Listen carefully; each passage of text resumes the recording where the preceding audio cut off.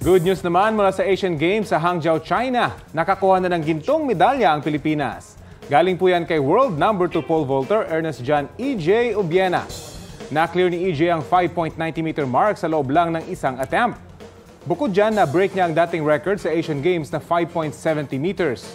Hindi lang po si E.J. ang nagbigay ng mga bagong medalya sa bansa. Sa cycling, nakakuha ng bronze si Patrick Koo. Bronze din sina Alex Ayala at Francis Casey Alcantara para sa mixed doubles sa tennis. Good job sa inyo at congratulations! Congrats! Balita ko, may tututukan kayo tuwing 11 a.m. sa GTV. Alamin ang mahalagang balita at impormasyong dapat nyong malaman sa Balita Ko tuwing Lunes hanggang Biyernes. Mag-subscribe din sa GMA Integrated News sa YouTube. Sa mga kapuso abroad, maaari po kaming masubaybayan sa GMA Pinoy TV at www.gmanews.tv.